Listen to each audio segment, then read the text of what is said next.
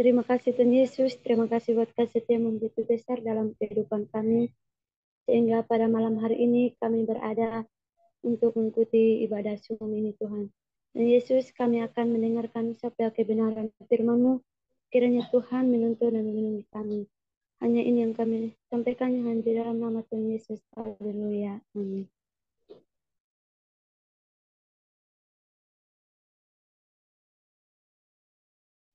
Di nama Tuhan, tiba saatnya untuk kita mendengarkan firman Tuhan.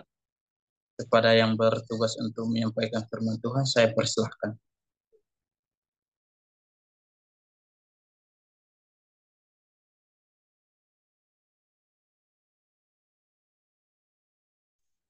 Ya, baik. Sebelumnya, terima kasih buat kesempatan yang saya peroleh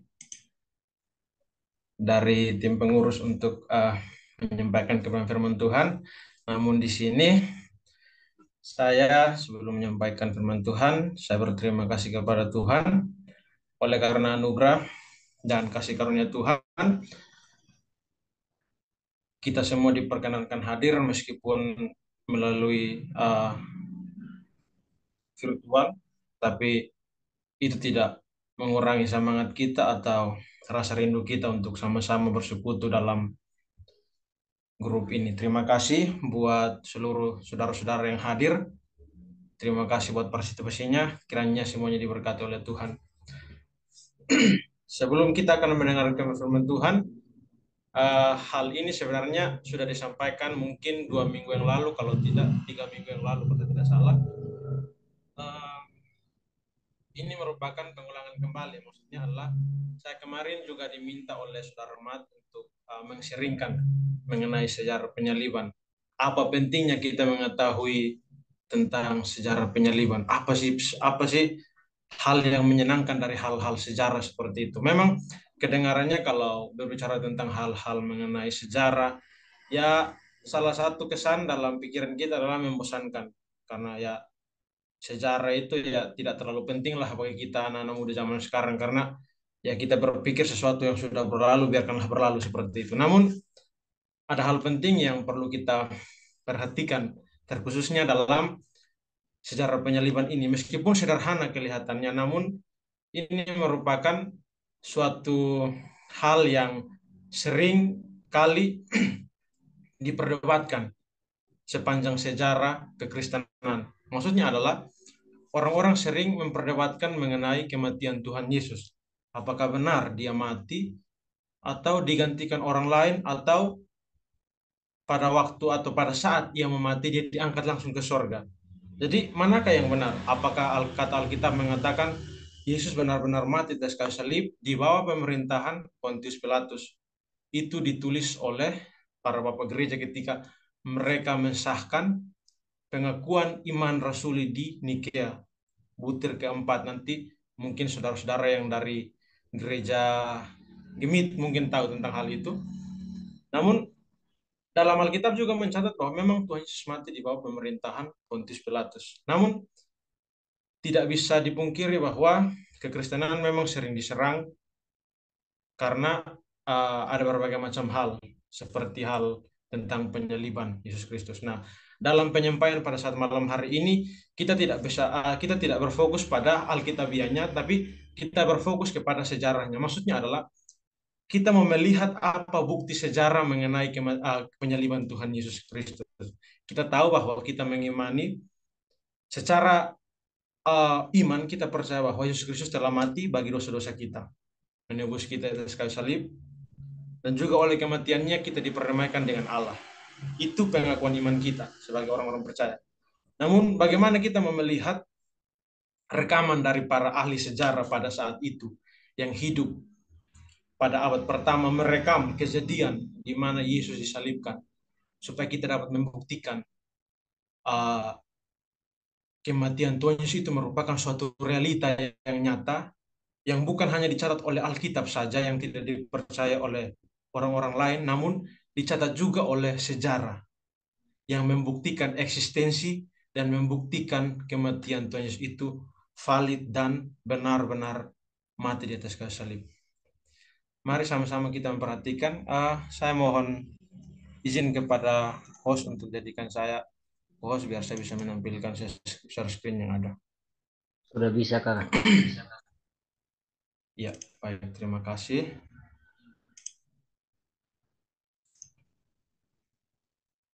Screen-nya sudah dapat lihat atau belum? Loading, Kakak. Oh, sudah. Oke. Iya, baik. Sudah. Terima kasih. Di sini memang hal yang sederhana yang kita perhatikan, namun setidaknya kita dapat melihat bagaimana proses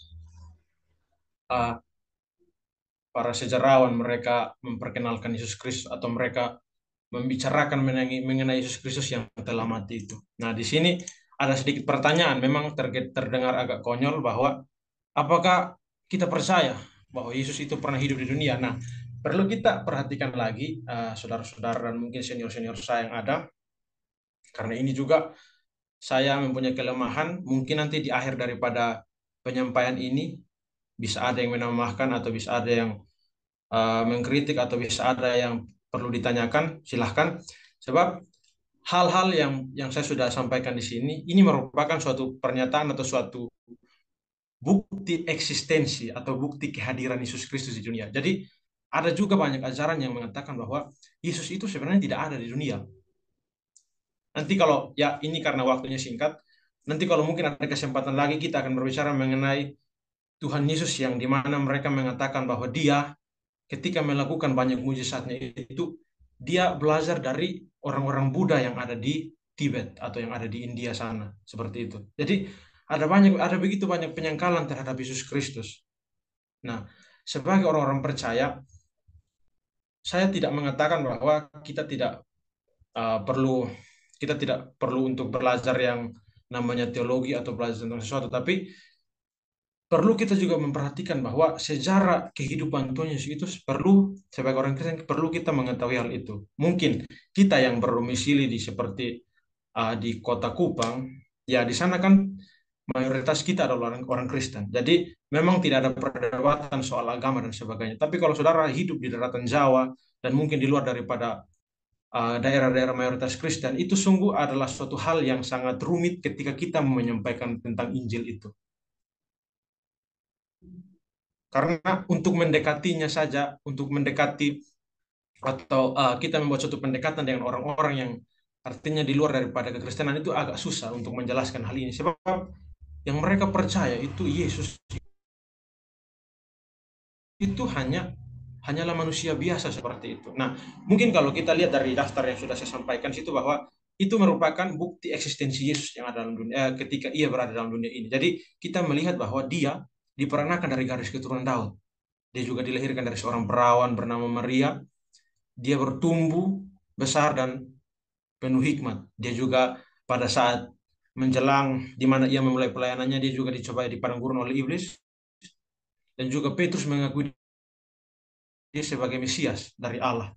Setelah itu dia ditangkap, dibunuh, dia ditangkap, dihukum mati atas kayu salib, kemudian dia bangkit dari antara orang mati. Nah, yang terakhir yang perlu kita perhatikan bahwa di situ dikatakan bahwa Yesus benar-benar ada dan dapat dilihat dari eksistensinya atau inkarnasinya ke dalam dunia ini. Jadi ayat-ayat yang sudah disampaikan di situ itu merupakan bukti bahwa Tuhan Yesus bukan hanya saja hidup dan direkam oleh keempat Injil, baik itu Injil Matius, Markus, Lukas, dan Yohanes, tapi direkam juga oleh sejarah. Jadi Yesus Kristus, pribadi Yesus Kristus itu merupakan pribadi yang benar-benar hidup di dunia. Bukan hanya dicatat oleh Alkitab, namun juga dicatat oleh sejarah. Sehingga apabila kita dihina atau dikucilkan mengenai Yesus Kristus yang bukanlah seorang tokoh sejarah, kita tidak perlu minder dan tidak perlu takut dan sebagainya, sebab ada banyak bukti sejarah yang menyatakan bahwa Yesus Kristus itu benar-benar ada. Apalagi soal hal penyaliban. Itu merupakan suatu hal yang tidak dapat bisa dibantah oleh siapapun. Nah, perlulah kita perhatikan bahwa di sini saya akan menunjukkan bukti dari Alkitab, namun sebelum sampai ke situ, kita akan melihat kembali bahwa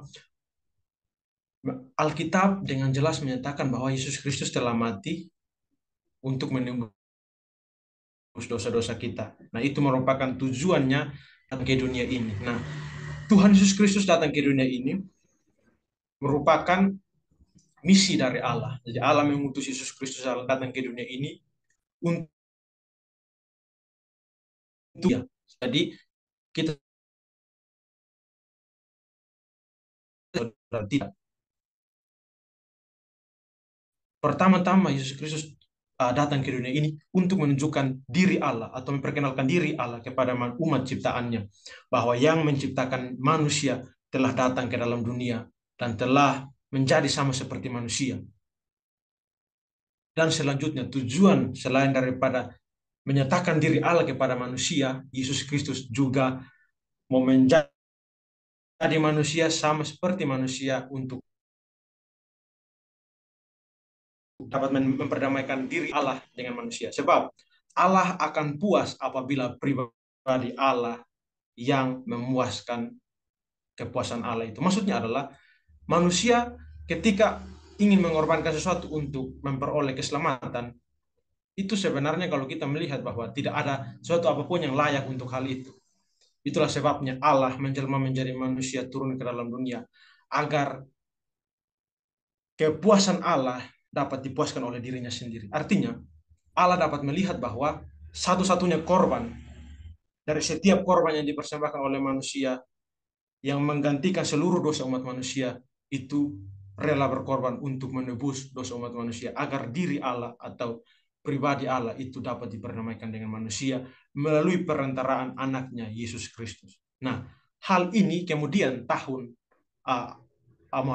hal ini kemudian dibantah oleh orang-orang Muslim pada tahun 6 Masehi, di mana Allah SAW atau Allah Subhanahu Wa Taala itu menyatakan bahwa Yesus Kristus tidak mati untuk menebus dosa umat manusia, sehingga di sini menimbulkan perdebatan sampai pada saat hari ini. Jadi perdebatan mengenai Kristus atau dalam bahasa teologi itu kristologi dari abad ke-6.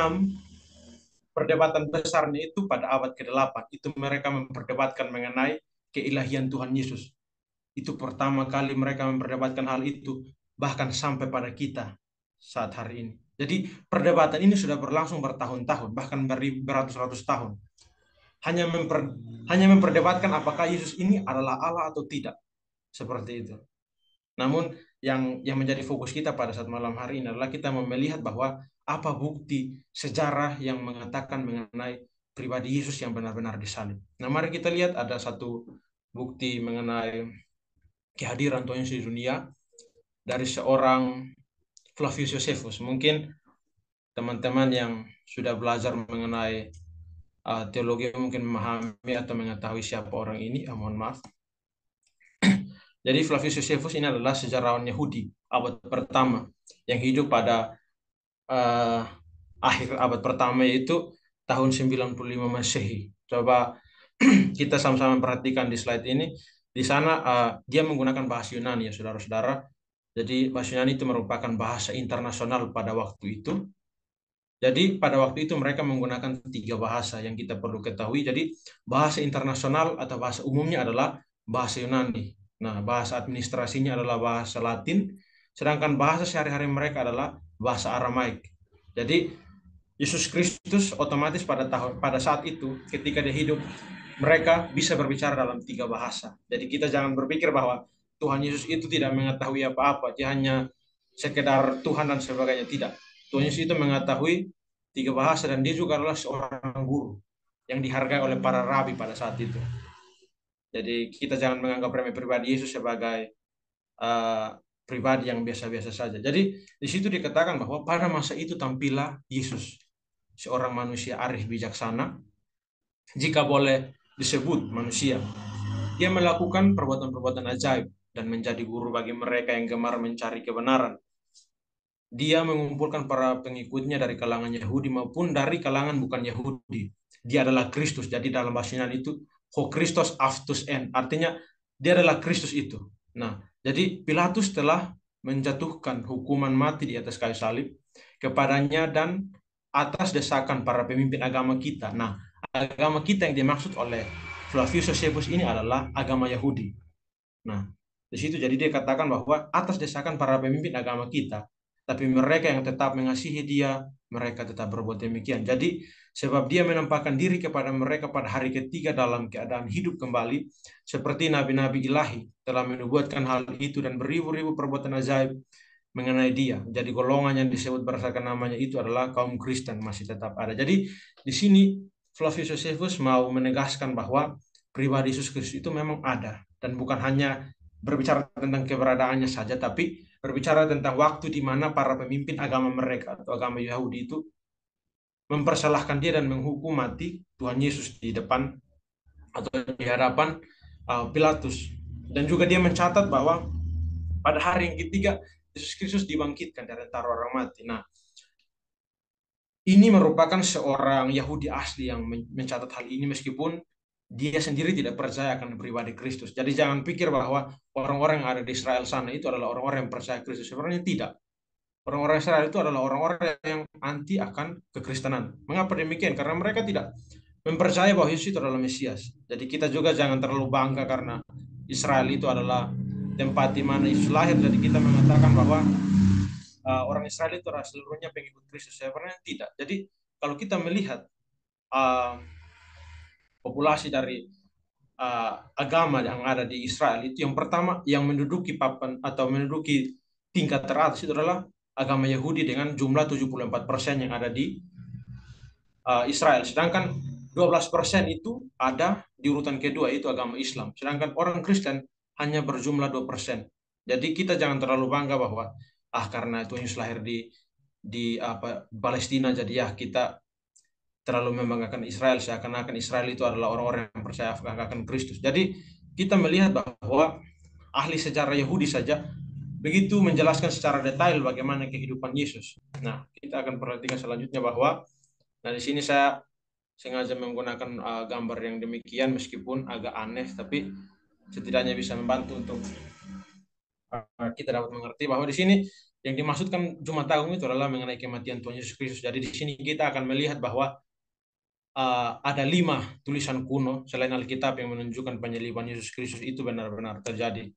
Nah, di sini dapat kita melihat bahwa menariknya itu adalah yang menjadi hal menarik itu adalah yang kita perhatikan, yang perlu menjadi fokus kita itu adalah mayoritas perjanjian baru liberal. Jadi orang-orang liberal ini adalah orang-orang yang terkadang agak aneh, dan juga apalagi orang-orang agnostik dan juga orang-orang ateis. Jadi di sini mereka merupakan orang-orang yang sebenarnya tidak mengakui sungguh-sungguh mengenai Kristus. Jadi mereka tidak terlalu memfokuskan hal itu, sedangkan yang menjadi fokus mereka adalah apa yang mereka pikir itu baik, sehingga itu yang menjadi jalan pemikiran atau menjadi jalan mereka berteologi. Nah, di situ yang menjadi fakta menarik adalah mereka setuju bahwa penyaliban dan kematian Yesus Kristus itu adalah fakta historis. Jadi itu menunjukkan bahwa mereka sendiri mengakui akan kematian Tuhan Yesus Kristus itu merupakan suatu catatan sejarah.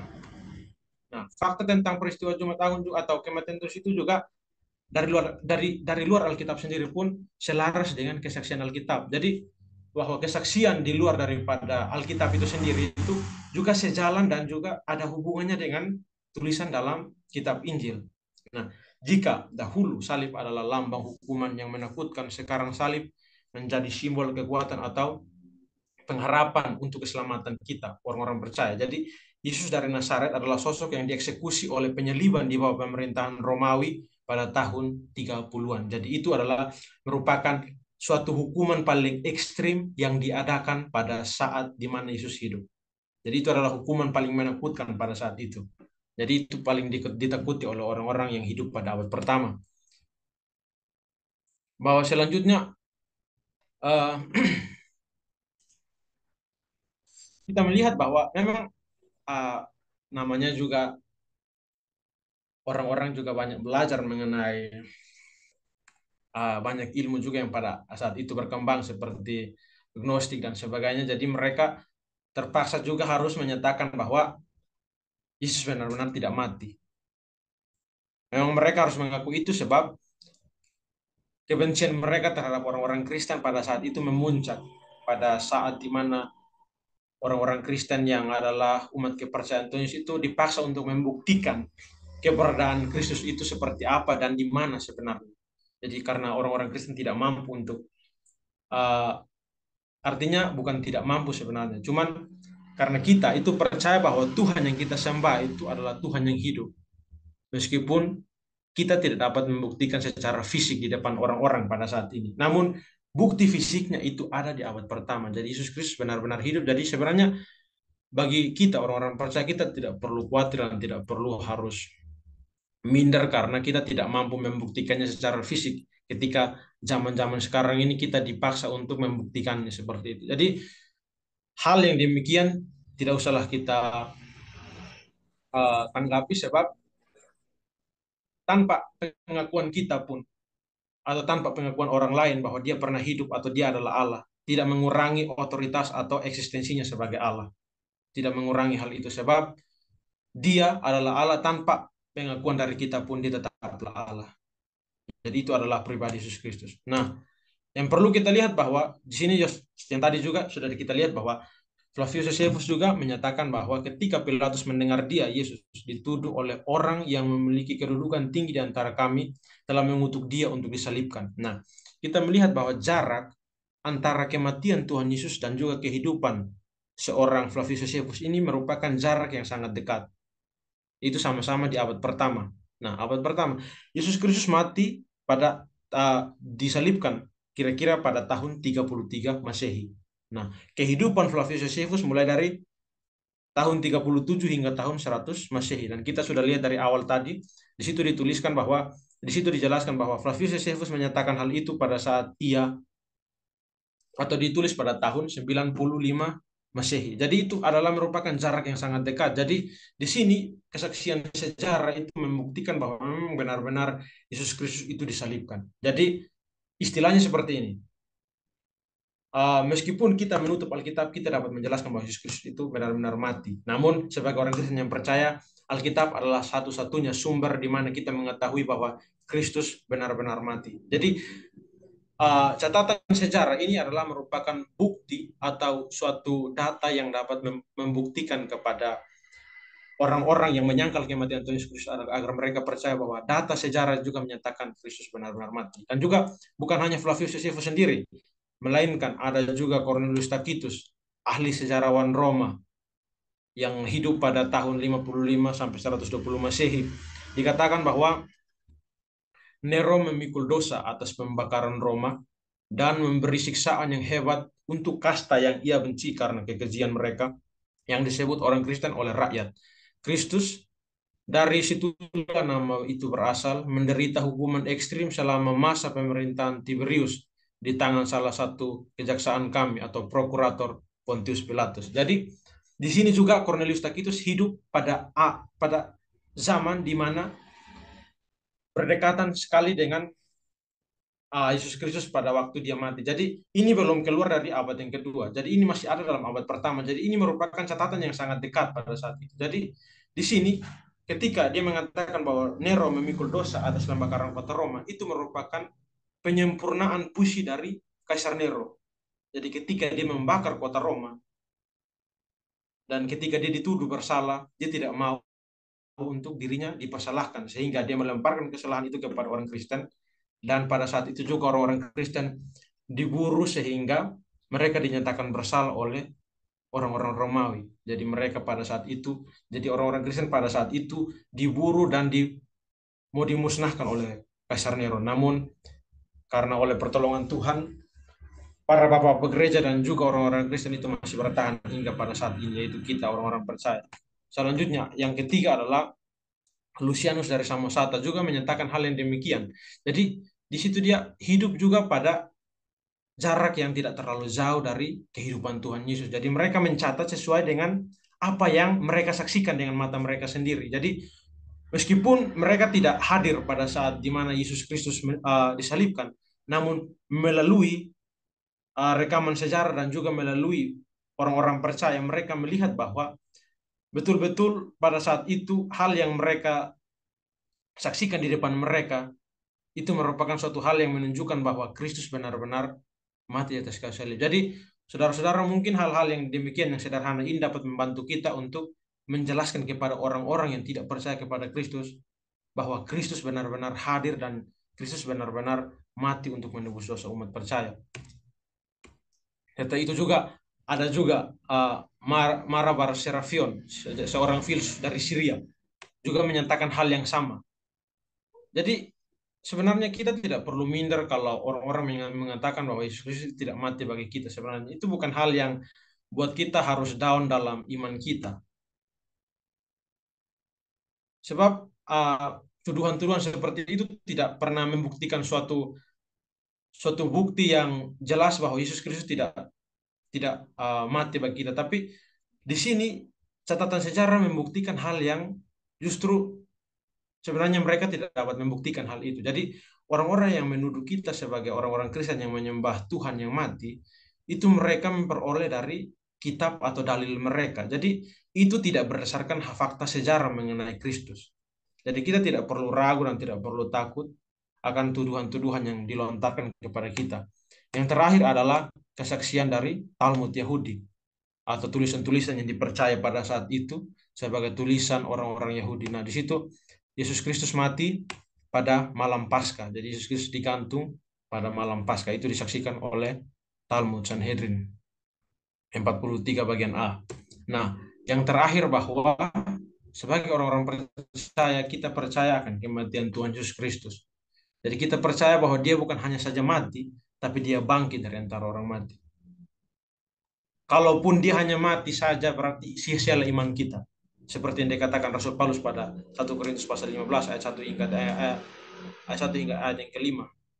Bahwa memang kepercayaan kita akan sia-sia apabila Kristus itu tidak bangkit dari antara orang mati. Itulah sebabnya gereja pada abad pertama menyatakan hal yang demikian. Mungkin ada yang bisa membacanya, tolong membantu saya.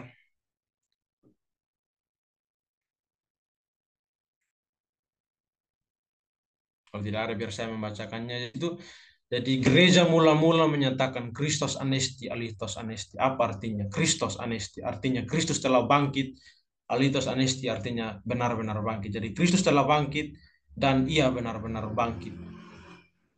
Jadi kematian Tuhan Yesus Kristus bukan kematian seorang manusia biasa yang mati dan lenyap, binasa dan tidak ada eksistensinya selanjutnya selama-lamanya. Namun Kristus mati dalam kemanusiaannya dan pada hari yang ketiga sesuai dengan janji yang sudah disampaikan oleh Kristus dalam kebenaran firman dalam Alkitab bahwa dia akan bangkit pada hari yang ketiga.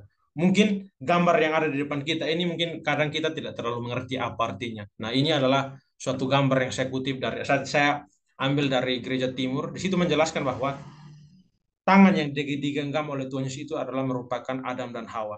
Sedangkan di samping kiri dari tempat duduk kita itu adalah dua orang mahkota. Di situ adalah Raja Daud dan Raja Salomo. Sedangkan di bagian kiri dari bagian kanan dari yang posisi duduk kita itu adalah merupakan Yohanes Pembaptis. Jadi di situ Yesus Kristus membawa orang-orang benar atau menyelamatkan atau pada hari yang ketiga itu dia memproklamirkan kemenangannya atas maut. Jadi orang-orang benar akan hidup bersama-sama dengan Kristus ketika mereka suatu saat nanti dipanggil pulang. Jadi di sini bahwa Yesus menyatakan bahwa dia mati mengalahkan maut. Jadi dia bukan hanya mati saja tapi mengalahkan maut. Dia menyatakan kemenangannya kepada maut sehingga orang-orang percaya berhak memperoleh hidup kekal bersama-sama dengan dia. Jadi Kristus bukan hanya mati dan binasa namun mati dan bangkit untuk menyelamatkan saya dan saudara. Mungkin penyampaian saya demikian sederhana. Selanjutnya saya serahkan kepada saudara-saudara, mungkin ada suatu hal yang mau ditanyakan. Silahkan. Atau mungkin ada komentar dari kakak-kakak senior yang lain, mungkin bisa menambahkan apa pentingnya hal ini supaya dapat kita pelajari sama-sama.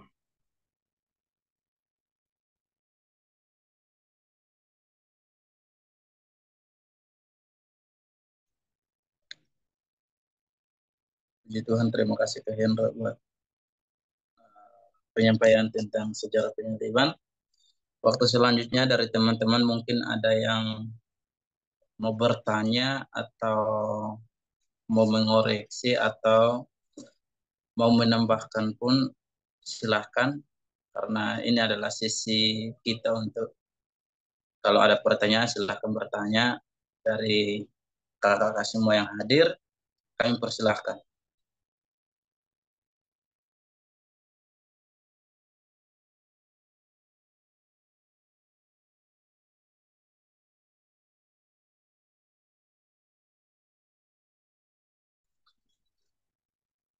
Jika ada dipersilahkan.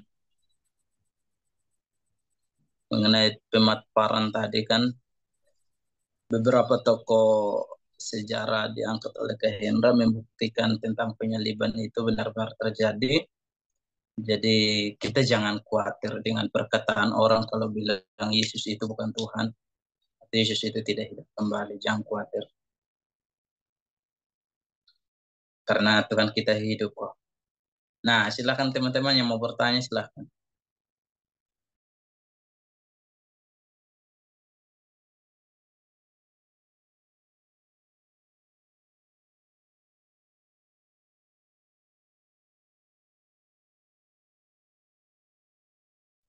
Jika tidak ada yang bertanya, kita mungkin akan segera mengakhiri kegiatan ibadah kita pada malam hari ini. Sebelumnya kita akan mendengarkan pengumuman untuk ibadah kita minggu depan. Nanti disampaikan oleh Kak Martinus.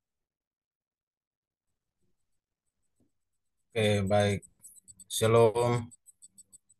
Apakah suara saya jelas? Baik, puji Tuhan. Terima kasih buat teman-teman semua yang hadir pada saat malam hari ini untuk sama-sama kita beribadah kepada Tuhan. Bahkan bersyukur kepada Tuhan karena firman Tuhan sudah disampaikan oleh Saudara Hendra mengenai sejarah penyaliban Tuhan Yesus. Saya berterima kasih kepada Saudara Hendra sudah menyampaikan materinya. Saya yang sebelum saya menyampaikan pengumuman, saya yang padahal materi ini sudah disampaikan mungkin sudah 3 minggu yang lalu karena saya pengen kita sama-sama dengar lagi. Makanya saya beritahu kepada Kakak Hendra untuk menyampaikan kembali materi ini. Ya, saya sangat senang dengan sejarah karena ada banyak orang yang tidak mempercaya Alkitab. Itu adalah firman Allah. Makanya kalau kita menyampaikan kebenaran firman Tuhan, lalu menyampaikan firman Tuhan, Alkitab, kalau orang tidak menerimanya, bisa juga kita menyampaikan melalui sejarah juga. Ya, jadi saya bersyukur Saudara Hendra sudah menyampaikan tentang sejarah penyaliban dan saya sedikit menyampaikan ibadah kita nanti berjalan seperti biasanya hari Jumat jam 8, jam 10 untuk Papua, jam 9 untuk Jawa, jam 8 untuk Kupang. Jadi kita nanti Terbalik. ibadah ya. Terbalik. Oh jam 9 oh jam 10 Papua jam 9 yang apa? Jam 9 yang Kupang, jam 8 yang Jawa. Iya. Jadi ibadah berjalan seperti biasanya. Nanti baru jadwalnya nanti saya sampaikan lewat grup dan kita akan beribadah bersama-sama di hari Jumat nanti. Ini mungkin sedikit pengumuman. Tuhan Yesus memberkati. Puji Tuhan. Mohon maaf, Oscar. Ya, silakan. Mau menyampaikan satu hal. Ya. Ya, baik. Terima kasih untuk kesempatannya. Sekali lagi, saya menyadari satu hal bahwa memang pada umumnya memang hal-hal mengenai sejarah memang tidak terlalu disukai oleh banyak orang. Namun saya dengan berusaha untuk menyampaikan hal demikian agar kita sebagai orang-orang percaya tidak minder sebagai pengikut Kristus hanya karena kita diolok bahwa Tuhan kita itu bukan Tuhan yang benar-benar Tuhan yang kita sembah. Jadi melalui hal-hal yang sudah saya sampaikan tadi, mungkin kalau berkenan kepada teman-teman atau mungkin merasa bosan, saya mohon dimaklumkan karena memang hal-hal mengenai sejarah memang sangat membosankan. Namun apa yang sudah tadi kita dengar bersama-sama kiranya menjadi bekal kalau ketika suatu saat kita diminta untuk mempertanggungjawabkan iman kita, kita dapat membuktikannya bahwa Kristus yang Tuhan yang kita sembah itu benar-benar Tuhan yang hidup dan Dia yang telah mati dan menebus dosa kami orang-orang percaya. Jadi sekiranya hal yang demikian dapat memberkati kita semua. Terima kasih, Tuhan memberkati. Oke, terima kasih Kak Hendra. Memang benar teman-teman, kalau banyak orang yang tidak mengakui bahwa Yesus Kristus itu adalah Tuhan. Bahkan ada yang mengatakan bahwa orang Kristen ini mempertuhankan manusia.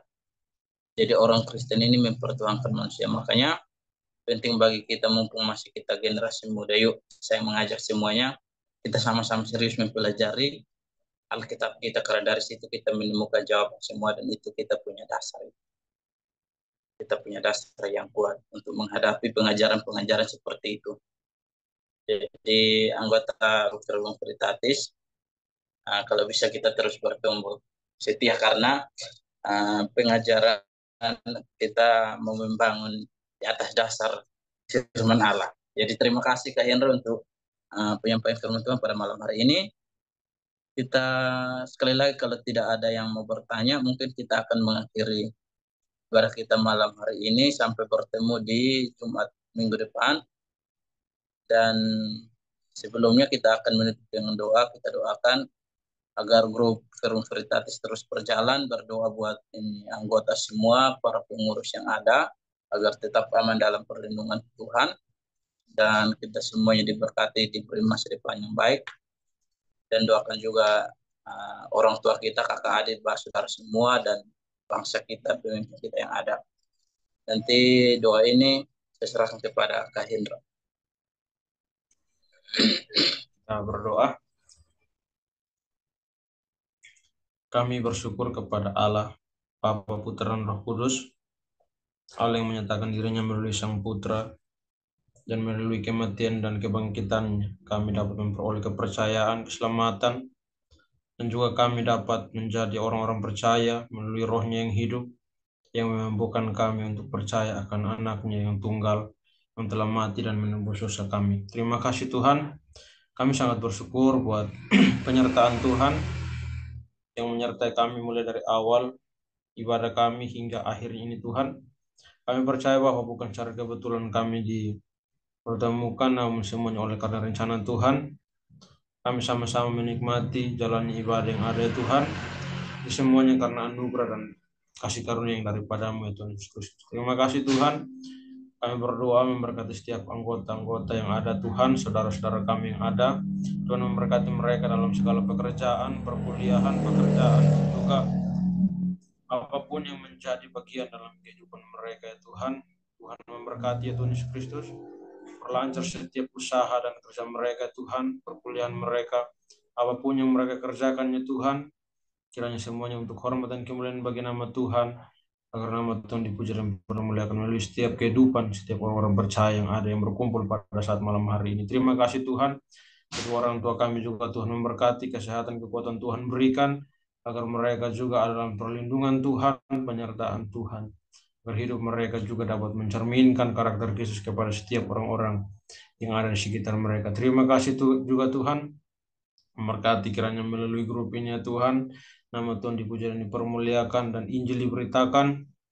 Meskipun kami hanya dapat memberitakannya secara sempit dalam menyampaikan melalui Zoom ya Tuhan, namun kiranya Injil-Mu tetap tersebar luas melalui setiap pemberita-pemberita yang ada di seluruh dunia Tuhan, agar seluruh dunia ini percaya kepada Kristus sebagai Tuhan dan Juru Selamat, dan mereka memperoleh keselamatan yang daripada-Mu. Terima kasih Tuhan.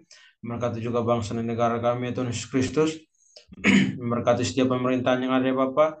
Kiranya semuanya dapat mempertanggungjawabkan setiap tugas dan tanggung jawab mereka untuk mensejahterakan seluruh rakyat Indonesia, dan juga menjaga keadilan bangsa dan negara Indonesia, dan juga menjaga toleransi antar umat beragama ya Tuhan, agar semua dapat memperoleh kesejahteraan dan juga kebebasan dalam hak beribadah dan juga dapat memperoleh kebebasan dalam hak bersosialisasi. Terima kasih Tuhan Yesus Kristus, kami menyerahkan seluruh kehidupan kami ke dalam tangan-Mu. Peristirahatan kami pada saat malam hari ini Tuhan jaga dan lindungi kami hingga kami tidur bangun di besok pagi dengan penuh ucapan syukur. Kami menaikkan setiap pujian dan penyembahan kami ke hadirat Tuhan, menyerahkan seluruh kehidupan kami ke dalam tangan-Mu, dan juga setiap saudara-saudara kami yang telah mengikuti pada saat malam hari ini. Dalam nama Tuhan kami Yesus Kristus, haleluya, amin.